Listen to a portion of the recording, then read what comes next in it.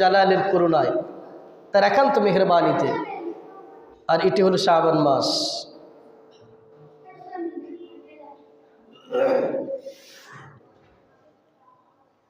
এই শাবান মাস রাসূল করিম সাল্লাল্লাহু আলাইহি ওয়াসাল্লাম সহ সাহাবায়ে কেরাম আসলেই বেশি বেশি আমল করতেন।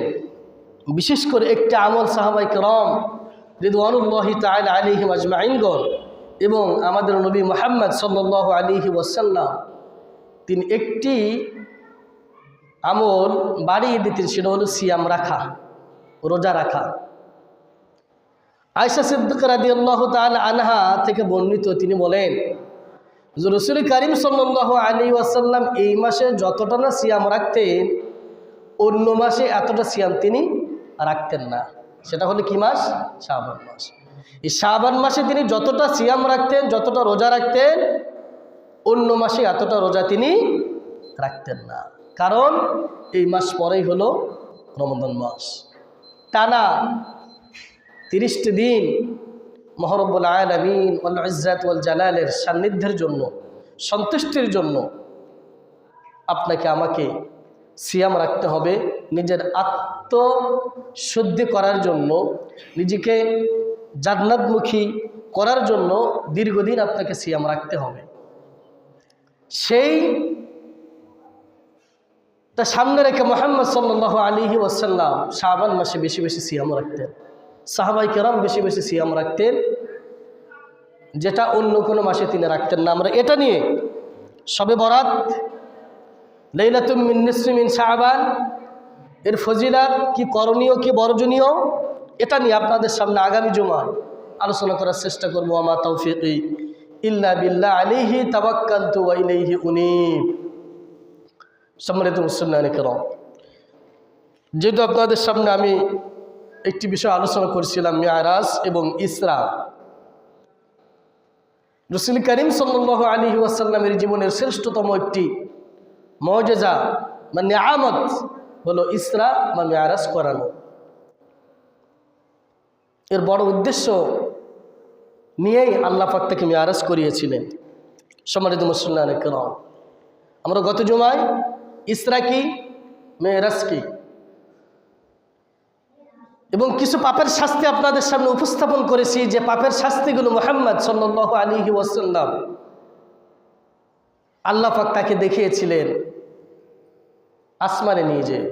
দুনিয়াতে এই পাপের শাস্তিগুলো দেখাননি, দেখিয়েছিলেন কোথায়? আসমানে যে। সেই পাপগুলো থেকে আমাদেরকে বিরত থাকতে হবে। এই পাপগুলো অত্যন্ত ভয়ানক এবং মারাত্মক। সেটি হলো গীবত করা, সুদ খাওয়া, ঘুষ খাওয়া। তুই ওখানে কেন?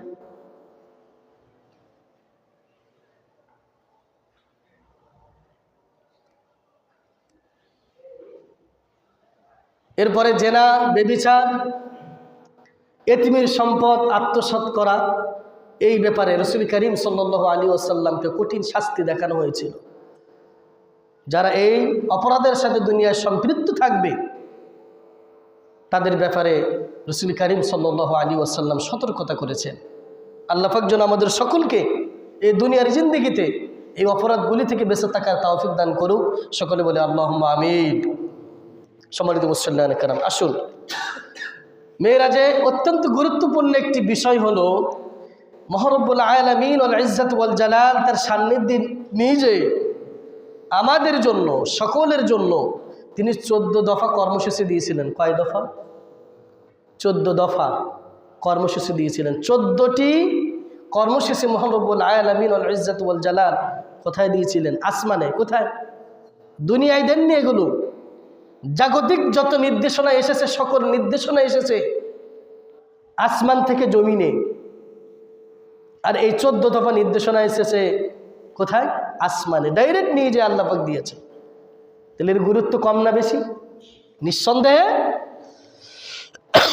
বেশি। আসুন আমরা সেই 14 দফা আজকের জুমার অতীব গুরুত্বপূর্ণ আলোচনার বিষয় সংক্ষিপ্ত করার চেষ্টা করব, সংক্ষেপে বলার। যেহেতু আগামী সপ্তাহে শবে বরাত নিয়ে আলোচনা করব, লাইলাতুল মিন নিসফি মিন শাবান, এরপরে রমাদানের প্রস্তুতি। সময় নেই হাতে, খুবই কম সময়। এই জন্য আজকে 14 দফা আপনাদের সামনে খুব সংক্ষেপে উপস্থাপন করার চেষ্টা করব। সম্মানিত মুসলিম কেরাম, মহারব্বুল আলামিন ওয়াল ইজ্জত ওয়াল জালাল কোরআনুল কারীমের মধ্যে 114টি সূরা নাজিল করেছেন। কয়টি? 114টি সূরা আছে। তার মধ্যে 17 নম্বর সূরা সূরাতু বানি ইসরাঈল, সূরাতু বানি ইসরাঈল, এটা হলো 17 নম্বর সূরা। এই সূরার প্রথম নম্বর আয়াতে তিনি ইসরা সম্পর্কে আলোচনা করেছেন, যেটা গত জুমায় বলেছি। সুবহানাল্লাযী আসরা বিআবদিহি লাইলাম মিনাল মাসজিদিল হারাম ইলাল মাসজিদিল আকসা, মসজিদ হারাম থেকে আকসা পর্যন্ত যে ইসরা করিয়েছিলেন এর বর্ণনা ডিটেইলস তিনি এখানে বলেছেন। বিভিন্ন তাফসিরি কিতাবের মধ্যে আছে, যেটা আপনাদের সামনে আলোচনা হয়েছে। এই সূরা 23 নম্বর আয়াত থেকে 14 দফা কর্মসূচি আল্লাহ পাক ঘোষণা দিয়েছেন। কত নম্বর আয়াত থেকে? 23। সবাই বলেন 23। কেন? একটু বাসায় যে যদি অনুবাদ করতে পারেন একটু পড়বেন। সূরা বানি ইসরাঈল শুরু থেকে শেষ পর্যন্ত পড়বেন। বেশি বড় না, ছোট্ট একটি সূরা, অনেক নির্দেশনা সূরাত বানি ইসরাঈলের ভিতরে আল্লাহ পাক আমাদের জন্য দিয়েছেন। কোরআন হলো আমাদের জন্য ম্যানুয়াল, পথ নির্দেশিকা। হুদাল্লিন নাস, মানুষের জন্য। হুদাল্লিল মুত্তাকিন, আল্লাহ সচেতন ব্যক্তিদের জন্য কোরআন হলো গাইড বুক। কি বুক? Guide book. আপনাকে পথ চলাবে। ইহদিনাস সিরাতাল মুস্তাকিম, স্থায়ী পথে যাওয়ার জন্য যা যা করণীয়, যা যা দরকার, সবগুলো কোথায় আছে? কোরআনে।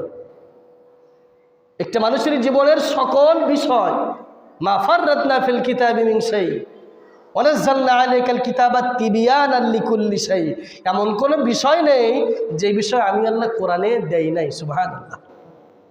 ইসলামের এমন কোনো মৌলিক বিষয় নেই যে বিষয় কোথায় নেই? কোরআনে নেই। সকল মৌলিক বিষয়ের স্পষ্ট বিবরণ আমি আল্লাহ কোথায় দিয়েছি? কোরআনে। সূরা নাহলের 44 আল্লাহ পাক বলছেন, ওয়ানজালনা ইলাইকা যিকরা লিতুবাইয়িনা লিন-নাসি মা নুজিলা ইলাইহিম ওয়া লাআল্লাহুম ইয়াতাফাক্কারুন। হে নবী, আমি আপনার কাছে যে কোরআন নাজিল করেছি, ইলাইকা যিকরা লিতুবাইয়িনা লিন-নাস, আপনি সকল মানুষের কাছে কথা, কাজ, অনুমোদনের মাধ্যমে আপনি সকল মানুষকে দেখিয়ে দেন যে কিভাবে ইসলাম তার ব্যক্তি জীবনে, পারিবারিক জীবনে, সামাজিক জীবনে, রাষ্ট্রীয় জীবনে, অর্থনৈতিক জীবনে, সাংস্কৃতিক জীবনে, সমাজ জীবনে, প্রতিটি ক্ষেত্রে মানুষ ইসলাম কিভাবে প্র্যাকটিস করবে তার ডিটেলস বর্ণনা তুমি তোমার কথা, কাজ, অনুমোদনের মাধ্যমে তোমার জাতিকে, সকলকে দেখিয়ে দাও। সুবহানাল্লাহ। কে বললেন? আল্লাহ। সম্মানিত মুসলিম কেন, এজন্য মহরব্বুল আলামিন ওয়াল ইজ্জত ওয়াল জালালকে আরশে আজিমে যে কয় দফা কর্মসূচি দিলেন, সবাই বলেন। এটা মনে রাখতে হবে, আলোচনা মুখস্থ রাখতে হবে। ওই যে মাস্টার, এটা হালকা একটু কমাই দাও।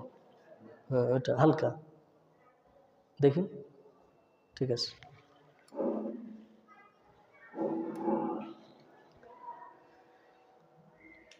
এই 14 দফা কর্মসূচি আপনাদের সামনে সংক্ষিপ্ত আলোচনা করছি। আসুন, সূরাত বানি ইসরাঈল শুরু হলো 23 নম্বর আয়াত থেকে। কত নম্বর আয়াত?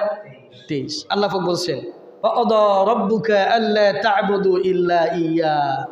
1 নম্বর কর্মসূচি দিলেন মেরাজে, যে আসমানে যে আমার নবীকে দুনিয়া থেকে আসমানে নিয়ে যেয়ে প্রথম কর্মসূচি দিলেন, আল্লা তা'বুদু ইল্লা ইয়্যা, তুমি দাসত্ব করবে, গোলামি করবে কার? আল্লাহ। পৃথিবীর কোনো ব্যক্তির আনুগত্য, দাসত্ব করবে না, তুমি দাসত্ব গোলামি করবে কার? আল্লাহ। আল্লাহ তা'বুদু ইল্লা ইয়্যা, যিনি তোমাকে সৃষ্টি করেছেন, যিনি আমাদের প্রভু, যিনি আমাদের রব, সেই রবের দাসত্ব, গোলামি, তাবেদারি, আনুগত্য করতে হবে একমাত্র কাকে? আল্লাহকে। এই নির্দেশনা দিলেন 1 নম্বরে কর্মসূচি হিসেবে। 2 নম্বর, এই ইবাদার অনেক শাব্দিক অর্থ আছে। এটা আমরা জানি। পৃথিবীতে কেন আল্লাহ পাক আমাদেরকে পৃথিবীতে পাঠালেন সকলেই জানি। যেহেতু 14 দফা বলবো, এই জন্য সংক্ষিপ্ত করছি। যেটা বেশি বলার দরকার সেটা একটু বেশি বলবো, যেটা কম দরকার সেটা কম বলে চলে যাবো, শেষ করে দিব। 2 নম্বর কর্মসূচি দিলেন মেরাজে, ওয়াবিল ওয়ালিদাইনি ইহসানা, তুমি তোমার পিতা মাতার সাথে সদাচরণ করো। কি করো? সদাচরণ। দেখেন কোরআনে আল্লাহ পাক তিনটা শব্দ পাশাপাশি দিয়েছেন। এক, যেখানে সলাত সেখানে জাকাত। যেখানে সলাত, ওয়াকিমুস সলাত ওয়া আতুজ যাকাত। যেখানে আল্লাহ পাক সলাতের কথা বলেছেন সেখানে আল্লাহ পাক জাকাতের নির্দেশ দিয়েছেন কোরআনে, পাশাপাশি দুটি শব্দ। 2 নম্বরে আল্লাহ পাক যেখানে পিতামাতার কথা বলেছেন তার আগেই আল্লাহ পাকের আনুগত্য এবং আল্লাহর শুকরিয়ার কথা, কৃতজ্ঞতার কথা বলেছেন। সুবহানাল্লাহ।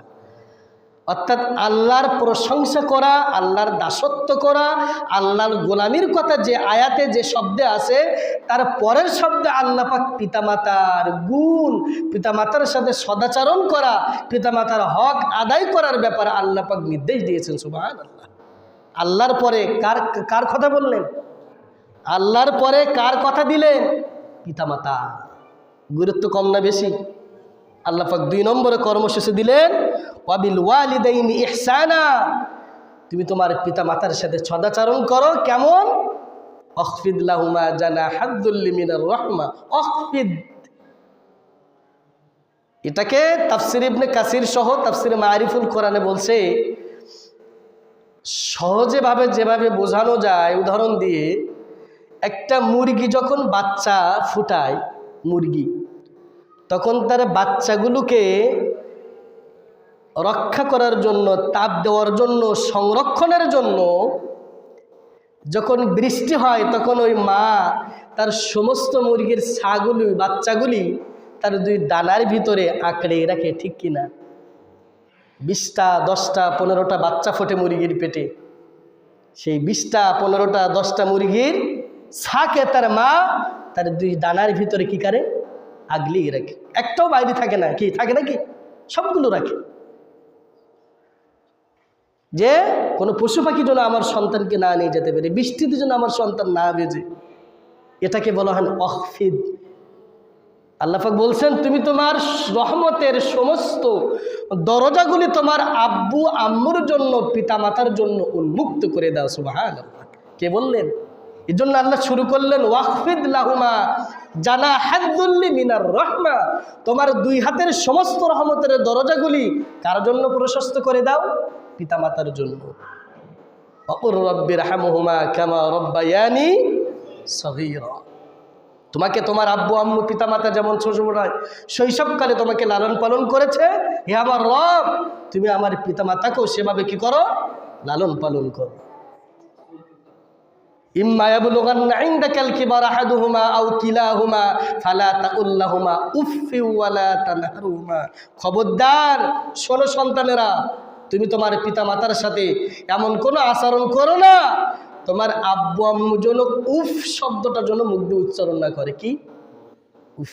উফফিল লাহুমা, উফ শব্দটা যেন তোমার আব্বু আম্মু যেন উচ্চারণ না করে। খবরদার। হুমা জান্নাতুকা ওয়া নারুকা। পিতামাতাই তোমার জান্নাত, পিতামাতাই তোমার জাহান্নাম। রাসূল করিম সাল্লাল্লাহু আলাইহি ওয়াসাল্লামের কাছে জিজ্ঞেস করলেন পৃথিবীতে সবচেয়ে হকদার ব্যক্তিকে? রাসূল বললেন তোমার মা। কে? মা। তুমি যদি জান্নাতে যেতে চাও তাহলে তুমি পিতামাতাকে খেদমত করো, সন্তুষ্ট রাখো। তোমার জন্য তোমার পিতামাতাই হলো জান্নাত, তোমার জন্য তোমার পিতামাতাই হলো জাহান্নাম। যে ব্যক্তি দুনিয়াতে পিতামাতা পেল সে জান্নাত ক্রয় করতে পারলো না, রাসূল তার জন্য তিরস্কার করেছেন। এবং ওর সেই তো হতভাগা ব্যক্তি পৃথিবীতে আর কেউ, যে পিতামাতা পেল কিন্তু জান্নাত ক্রয় করে নিতে পারলো না, ওর সেই তো হতভাগা ব্যক্তি পৃথিবীতে আর কেউ নেই। এবং রাসূল করিম সাল্লাল্লাহু আলাইহি ওয়াসাল্লাম তাকে তিরস্কার করেছেন। শুধু তাই নয়, মায়ের দিকে রাসূল করিম সাল্লাল্লাহু আলাইহি ওয়াসাল্লাম বলছেন যদি কোনো সন্তান তার নিজের মায়ের দিকে যদি নেক নজরে তাকায়, একটি কবুলকৃত সওয়াব, উমরা হজের সওয়াব আমি আল্লাহ তার আমল নামায় দিয়ে দিই। সুবহানাল্লাহ। যদি কোনো সন্তান তার পিতামাতার দিকে নেক নজরে দৃষ্টিতে তাকিয়ে দেখে, মায়ের চেহারার দিকে তাকায় নজর নিয়ে, মায়া নিয়ে, মহব্বত নিয়ে, ভালোবাসা নিয়ে, যদি তারা মায়ের দিকে নেক নজরে তাকায়, রাসূল বললেন একটি ওমরা হজের সওয়াব তার আমল নামায় দিয়ে দিব। তখন এক সাহাবী জিজ্ঞেস করলেন, ইয়া রাসূলুল্লাহ, যদি আমি একবার, দুইবার, তিনবার, পাঁচবার, 10 বারও যদি তাগাই, তাহলে প্রতিদিন কি আমার আমল নামায় 10টি ওমরা হজের সওয়াব হবে? রাসূল বললেন, হ্যাঁ। সুবহানাল্লাহ। কয়টি হজ? এটা হলো তাও কবুলকৃত। কি কৃত? আপনি আমি টাকা দিয়ে হজে যাচ্ছি, ওমরা যাচ্ছি, কবুল হতেও পারে নাও। বুকে হাত দিয়ে পৃথিবীর কোনো ব্যক্তি নেই বুকে হাত দিয়ে বলতে পারবে যে আমি ওমরা করে এসেছি, হজ করে এসেছি, আল্লাহ কবুল করে নিয়েছে। পৃথিবীর কোনো ব্যক্তির বলার ক্ষমতা আছে কি? কিন্তু রাসূল এখানে বলে দিলেন, কবুলকৃত ওমরা হজের সওয়াব তোমার আমল নামায় আমি আল্লাহ দিয়ে দেবো। সুবহানাল্লাহ। তাহলে 2 নম্বর কর্মসূচি মেয়েরাজে দিলেন, পিতামাতার সদাচরণ করা, পিতামাতার আনুগত্য করা, পিতামাতার আদেশ মেনে চলা, পিতামাতার খেদমত করা আমার সাধ্য অনুযায়ী। কি অনুযায়ী? সাধ্য অনুযায়ী আমি আমার সর্বোচ্চ চেষ্টা করব পিতামাতাকে খেদমত করার। এরপরে 3 নম্বর কর্মসূচি দিলেন 26 নম্বর আয়াতে, ওয়াআতিদাল কুরবা হাক্কাহু ওয়াল মিসকিন ওয়া ইবনাস সাবিল। আত্মীয় স্বজন মিসকিনদেরকে তুমি তোমার হক আদায় করো। তোমার আত্মীয়দের ব্যাপারে, মিসকিনদের ব্যাপারে যে হক আছে, সেই হক তুমি তাদেরকে বজায় রাখো। রাসূল করিম সাল্লাল্লাহু আলাইহি ওয়াসাল্লাম বলছেন, লা ইয়াদখুলুল জান্নাতা কাতি'। আত্মীয়তা ছিন্নকারী সে জান্নাতে প্রবেশ করবে না। যে আত্মীয়তার সম্পর্ক নষ্ট করে, আত্মীয়তার সম্পর্কে সুসম্পর্ক বজায় রাখে না, রাসূল বললেন সে ব্যক্তি জান্নাতে যাবে না। খুব ভয়ানক। অতএব আত্মীয় স্বজনকে সুখে দুঃখে সার্বক্ষণিকভাবে আপনার সাধ্য অনুযায়ী তাকে পাশে থাকতে হবে। এটা আপনার অধিকার, এটা করুণা নয়, এটা অধিকার, এটা আল্লাহর পক্ষ থেকে দেওয়া দায়িত্ব, কর্তব্য। এটা আপনার আমার উপরে আল্লাহ পাক দিয়েছেন। অতএব এটা করুণা নয়। আল্লাহ পাক আপনাকে সম্পদ দিয়েছেন, এই সম্পদের হকের ভিতরে কার হক রেখে দিয়েছে? গরিবের। কার হক রেখে দিয়েছে? আত্মীয় স্বজনের। অফি আমওয়ালিহিম হাক্কুল লিসাইলি ওয়াল মাহরুম। সূরা জারিয়াতের ভিতরে আল্লাহ পাক বলছেন, তোমার সম্পদের ভিতরে, তোমার টাকার ভিতরে, তোমার ব্যাংক ব্যালেন্সের ভিতরে, তোমার ব্যবসার ভিতরে, তোমার যে জমি আছে ওই জমির ভিতরে গরিবের হক, তোমার আত্মীয়র হক লুকিয়ে আছে। ওটা আছে, ওখান থেকে তার হক তুমি তাকে দিয়ে দাও। নির্দেশ কার? আল্লাহর। অতএব তোমার ব্যাংক ব্যালেন্স আছে, ব্যবসা করো, বাণিজ্য করো, জমি আছে, মনে করো না ওটা আমার শুধু একা না, ওটা সকলের হক। ওয়ালিল্লাহি মিরাসুস সামাওয়াতি ওয়াল আরদ। আল্লাহ পাক বলছেন দুনিয়াতে সমস্ত সম্পদের নিরঙ্কুশ মালিকানা কার? ওয়ালিল্লাহি মিরাস। এই সম্পত্তির একচ্ছত্র নিরঙ্কুশ মালিক আমার রব। এটা আপনাকে আমাকে দেখাশোনা করার জন্য, কিছুদিন ভোগ করার জন্য দিয়েছেন আমানাত হিসাবে। কে হিসাবে? আমানাত। অতএব 3 নাম্বার হলো মেরাজের দফা হলো আত্মীয় স্বজন, এতিম মিসকিনের হক তাদেরকে বুঝিয়ে দেওয়া এবং তাদের সাথে সুসম্পর্ক কি রাখা? বজায় রাখা। 4 নম্বর কর্মসূচি হলো 26 নম্বর আয়াত, ওয়ালা তুবাদদির তাবযীরা ইন্নাল মুবাদদিরিনা কানু ইখওয়ানাশ শায়াতিন ওয়া কানাশ শাইতানু লিরাব্বিহি কাফুরা। আল্লাহ পাক বললেন তোমরা অপব্যয় করো না। যারা অপব্যয় করে তারা হলো শয়তানের ভাই। শয়তানের ভাই। আর শয়তান, যে শয়তানের ভাই, সে প্রভুর সঙ্গে বিদ্রোহকারী, বিদ্বেষকারী, যে হলো অপচয় করে, অপব্যয় করে। অতএব প্রয়োজনের বাইরে খরচ করা হলো অপব্যয়, অপচয়। উদাহরণ দিই, আপনার খাবার জন্য 2 বেলা খাবার জন্য সেই খাবার আপনার বাসায় আছে, আরেক বেলা খাবার রাখা এটা আপনার দায়িত্ব। কয় বেলার? 3 বেলা। অতিরিক্ত 4 বেলা খাবার জন্য ঋণ করা, ঋণগ্রস্ত হওয়া, ধর্ণা দেওয়া, পরিশ্রম করা, হারাম উপার্জন করা, এটা হলো শয়তানের ভাই বা অপচয় বা অপব্যয় করা। বোঝাতে পেরেছি? আপনার 3 বেলা খাওয়া দরকার, 1 বেলা অতিরিক্ত আছে, অসুবিধা নেই। কিন্তু তার সেই তো অতিরিক্ত সম্পদ যদি আপনি হারামভাবে উপার্জন করেন এবং নিজের লোভ লালসাকে মিটানোর জন্য, নিজের চাহিদা মিটানোর জন্য যদি আপনি আরও অতিরিক্ত সম্পদ হারাম পথে উপার্জন করেন, তাহলে এটা অপচয়। এটা কি অপচয়? আপনি কোটি কোটি টাকার মালিক হন, সমস্যা নাই, কিন্তু সেটা হারাম পন্থাই না। কিন্তু কোটি টাকার মালিক হয়েছেন, কিন্তু সেটা আপনি আবার অপচয়ও করতে পারবেন না, অপব্যয় করতে পারবেন না, এটা নিষেধ। এটা হলো 4 নম্বর কর্মসূচি। এরপরে 5 নম্বর কর্মসূচি হলো ওয়াইম্মা তু'রিদাল্লা আনহুম ইবতিগা রাহমাতিন মির রাব্বিক তারজুহা ফাকুল লাহুম কাওলাম মাইসুরা।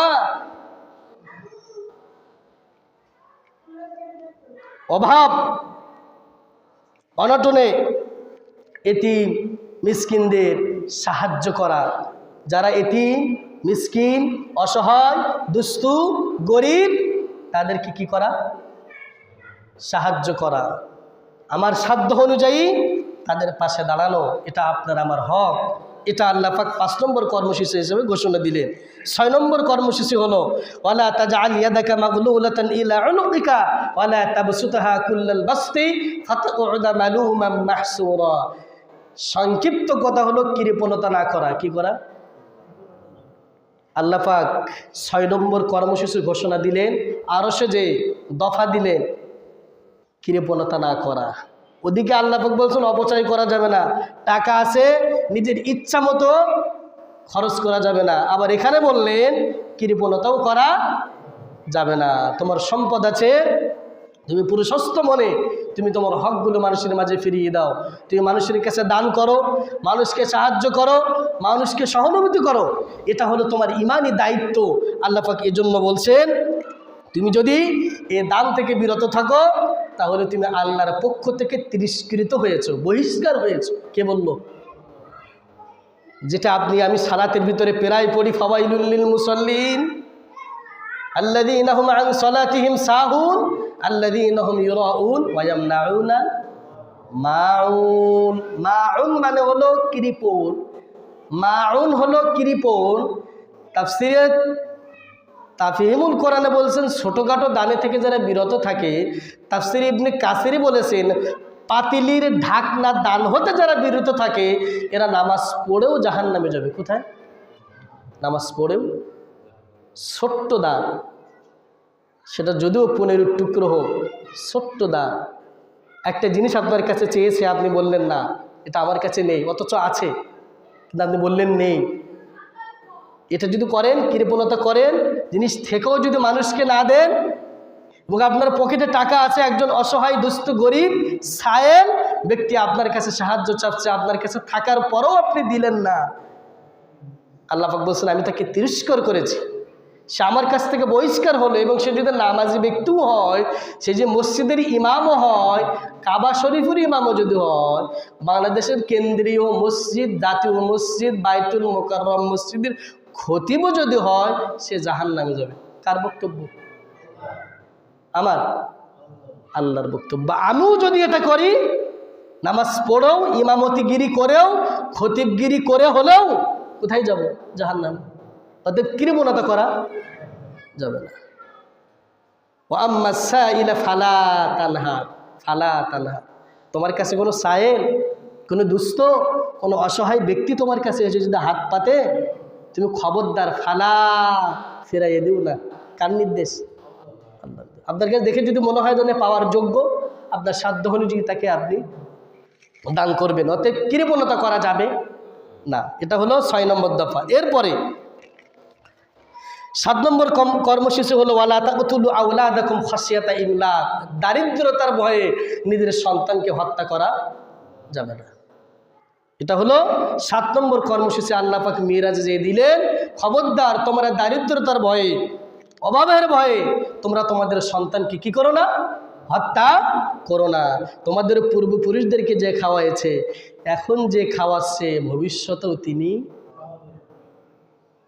ওমা মিন দাব্বাতিন ফিল আরদি ইল্লা আলাল্লাহি রিজকুহা।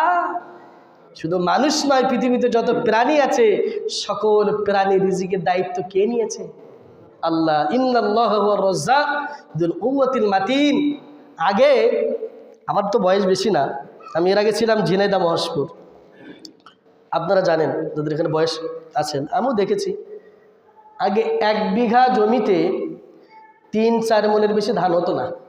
কি হতো না? অনেক জায়গাতে বেশি হতো, কিন্তু প্রায় এমন হতো আগে। এখান থেকে 20-30 বছর আগে 1 বিঘা জমিতে 4 মণ 5 মণ ধান খুব কঠিন। আর আল্লাহ এখন 1 বিঘা জমিতে যশোর অঞ্চলে ছিলাম 30 মণ পর্যন্ত ধান দেয়। সুবহানাল্লাহ। মানুষের সংখ্যা যত বাড়ছে, রিজিক আল্লাহ তার জমিন থেকে বের করে দিচ্ছে। আল্লাহু আকবার, আল্লাহ। আগে বড় বড় পেয়ারা গেছে, পেয়ারা হতো না, আর এখন ছোট ছোট পেয়ারা গেছে, বড় বড় পেয়ারা এবং অনেক পেয়ারা। আপনি যশোর অঞ্চলে যান, ছোট্ট ছোট্ট পেয়ারা গেছে, অনেক পেয়ারা। আপনি দেখলে আল্লাহর কৃতজ্ঞতা প্রকাশ করতে বাধ্য হবে। ছোট্ট ছোট্ট পেয়ারা গাছ, অথচ মানে এত পেয়ারা ধরেছে।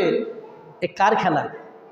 মানুষ বৃত্ত হচ্ছে যত বাড়ছে, রিজিক আল্লাহ তার জমিন থেকে উর্বর করে দিচ্ছে। সুবহানাল্লাহ। অতএব দারিদ্রতার ভয়ে, অভাবের ভয়ে সন্তানকে কি করা যাবে না? হত্যা করা যাবে না। 8 নম্বর দফা কর্মসূচি হলো ওয়ালা তাকরাবুজ জিনা ইন্নাহু কানা ফাহিশাতাও ওয়া সাআ সাবিলা। 32 নম্বর আয়াত, তোমরা জেনার নিকটেও যেও না, জেনার ধারের নিকটবর্তীও যেও না, কারণ এটা অত্যন্ত পাপাচার, ফাহিশা, খারাপ কাজ। কে বললেন? আল্লাহ। 8 নম্বর কর্মসূচি আরো সে যে দিলেন, জেনার নিকটবর্তী হও না। কিসের?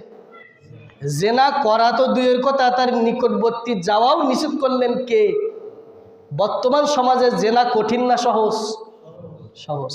2 টাকা দিলেই জেনা করা যায়। 2 টাকা, কয় টাকা? 2 টাকায় জেনা করা যায়, অথচ 1 লাখ টাকায় বিবাহ করা যায় না। ঠিক কিনা বলে? অথচ ইসলাম বলছে তুমি 2 টাকায় বিয়ে করবা, শুধু 2 টাকা না, টাকা নেই, 0 টাকায় বিবাহ করবা, এটা ইসলাম অনুমোদন দিয়েছে। কিন্তু ফাহিশা কাজ কোটি টাকা দিলেও সম্ভব না। আর এখন তার বিপরীত সমাজ হয়ে গেছে, হ্যালো আমি বাঁশবাগানে আসতেছি, তুমিও আসো। মানে হ্যালো বলতে হয়তো বা 2 টাকা খরচ হয়েছে। কয় টাকা? 2 টাকা। না, ওই 2 টাকাও বাঁশবাগানেও আসলো, আমিও গেলাম, যে যা হওয়ার তাই হচ্ছে। আর নাই বা বললাম। তাহলে জেনা এখন বর্তমান সমাজে কঠিন না সহজ? সহজ। জেনা করা খুবই সহজ, এটা সহজ করে দিয়েছে সমাজ ব্যবস্থা। পৃথিবীতে জেনাটাকে সহজ করে দেওয়া হয়েছে, একেবারেই সহজ করে দেওয়া হয়েছে। আপনি চাইলেই জেনা করতে পারবেন, বিয়ে করতে পারবেন না। সমাজে বিয়ে এখন খুব কঠিন, অনেক নানান জানে। এত মেয়ে, বিয়ে করতে গেলে মেয়ে পাওয়া যায় না। এত মেয়ে, কত কিছু দেখে গো। আহা, আল্লাহু আকবার। কত সত্য সাপেক্ষে বিয়ে করতে হচ্ছে, অথচ না, ইসলাম সহজ করেছে।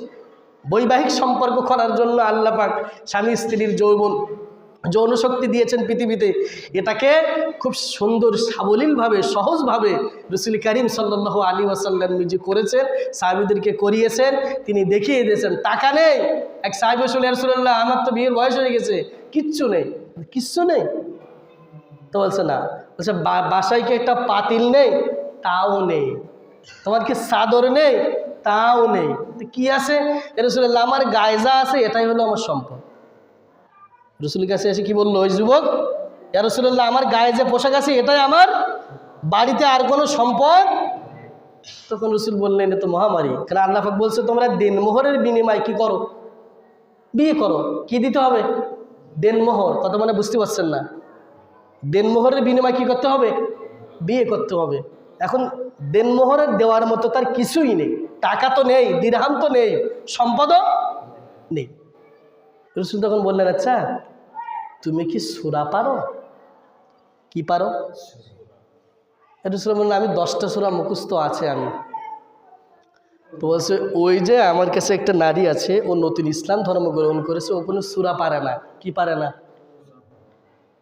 তোমাদের দুজনের দেনমোহর হলো ও সূরা পারে না, আর তুমি 10টা সূরা পারো, এই 10টা সূরাই হলো তোমার দেনমোহর, আসো বিয়ে পড়িয়ে দিই। সুবহানাল্লাহ। কঠিন না সহজ? খুব সহজ না খুব কঠিন? এটাই ইসলাম, এটাই ইসলাম। সূরার বিনিময়ে বিয়ে হয়ে গেল, আর এখন 5 লাখ 10 লাখ 3 লাখ 4 লাখ বাকি টাকায় ও বিয়ে হয় না। তাও বিয়ের দিন ঝগড়া মারামারি, বিয়ে সাহেব আরেক বিয়ে এসে কি করে, কত খাওয়ান দাওয়ান, কত ঝামেলা, কত অশান্তি, কত পেরেশানি, কি করব না করব, কত যাচাই বাছাই, কত কিছু। এই জন্য আল্লাহ পাক বলছেন খবরদার ওয়ালা তাকরাবুজ জিনা ইন্নাহু কানা ফাহিশাতাও ওয়া সাআ সাবিলা। এটা দুনিয়ার নির্দেশ না, এটা নির্দেশ দিচ্ছে কোথায়, যে আসমানে নিয়ে যে মেয়েরাজে যে ৮ নম্বর কর্মসূচি দিলেন, খবরদার জিনার নিকটবর্তী হয় না। এরপরে ৯ নম্বর কর্মসূচি ওয়ালা তাকতুলুন নাফসাল্লাতী হারামাল্লাহু ইল্লা বিল হক। কোন মানুষকে তোমরা হত্যা করবে না, কি করবে না, অবৈধভাবে কোন মানুষকে হত্যা করবে না। ইসলামের বিধান আছে কুতিবা আলাইকুমুল কিতালু ওয়া হুয়া কুরহুল লাকুম। কিসাসের বিধান আমি দিয়েছি, হত্যার বদলে হত্যা, হত্যার বদলে হত্যা, এই কিসাসের বিধান আমি দিয়েছি। ওতে তুমি আইন হাতে তুলে নিয়ে একটা মানুষকে অন্যায়ভাবে তুমি হত্যা করতে পারবে না, এই ক্ষমতা তোমাকে কোনো মানুষকে আল্লাহ পাক দেয়নি। আল্লাহ পাক বলছেন মান কাতালা নাফসান বিগাইরি নাফসিন আও ফাসাদিন ফিল আরদি ফাকান্নামা কাতালান নাসা জামিআ। যে ব্যক্তি পৃথিবীর একজন মানুষকে হত্যা করলো, সে দুনিয়ার সমস্ত মানুষকে হত্যা করলো। কে বললো? অতএব কোন মানুষকে অন্যায়ভাবে হত্যা করা যাবে না। ১০ নম্বর কর্মসূচি হলো ওয়ালা তাকরাবু মালাল ইয়াতীম ইল্লা বিল্লাতী আহসান। এতিমের সম্পদ ভক্ষণ করা যাবে না। কার নির্দেশ? সূরা নিসার ১০, ইন্নাল্লাযীনা ইয়াকুলুনা আমওয়ালাল ইয়াতামা যুলমান ইন্নামা ইয়াকুলুনা ফি বুতুনিহিম নারা। যারা এতিমের সম্পদ ভক্ষণ করে, লুণ্ঠন করে, আল্লাহ পাক বলেছেন ও সম্পদ খায় না, ও খায় হলো জাহান্নামের আগুন। কে বললো? ইয়াকুলুনা ফি বুতুনিহিম নারা। তার পেট ভর্তি করে কি দিয়ে?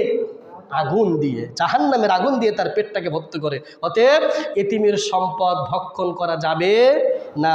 এরপরে ১১ নম্বর কর্মসূচি দফা ওয়াউফু বিল আহদ ইন্নাল আহদা কানা মাসউলা। ওয়াদা, অঙ্গীকার পূর্ণ করা। যার সাথে ওয়াদা করবেন, ওয়াদা অনুযায়ী কাজ করবেন। ওয়াদা খেলাফ করা মুনাফিকের আলামত, ওয়াদা ভঙ্গ করা মুনাফিকের কি আলামত। ওয়াদা একটা বড় জিনিস, আমানত একটি বড় জিনিস। আমানত অঙ্গীকার পূর্ণ, এটা ইমানের সাথে সম্পৃক্ত। অতএব আপনি ওয়াদা করেছেন বুধবারে তোমাকে টাকা দিব, একজনের কাছ থেকে ধার নিয়েছেন, কর্জ নিয়েছেন, ঋণ নিয়েছেন, বুধবারে তোমাকে টাকা দিব, কষ্ট হলেও তাকে বুধবারে টাকা দিতে হবে। যদি নাই পারেন তার কাছে যেয়ে বলবেন ভাই চেয়েছিলাম দিতে, চেষ্টাও করেছি হয়নি, তুমি মাফ করো, ক্ষমা করো, আমি আবার আরেক দিন বা অন্য সময় তোমাকে আমি তোমার টাকা দিয়ে দেব। এটাই হলো ইসলামের বিধান, এটাই হলো ইমানের দায়িত্ব তোমার উপরে। অতএব ওয়াদা যেটা করেছেন, এটা আমি টাকা দিয়ে বললাম, ভোটটাও একটি ওয়াদা, আমানত। পৃথিবীতে প্রত্যেকটি জিনিস একটি আমানত, এই আমানত পূর্ণ করা এটা ইমানই দায়িত্ব। এই কর্মসূচি দিলেন। এরপরে 12 নম্বর কর্মসূচি হলো ওজনে কম বেশি না করা। ওয়াউফুল কাইলা ইযা কিলতুম ওয়াজিনু বিল কিসত। শুআয়ব আলাইহিস সালাতু ওয়াস সালামের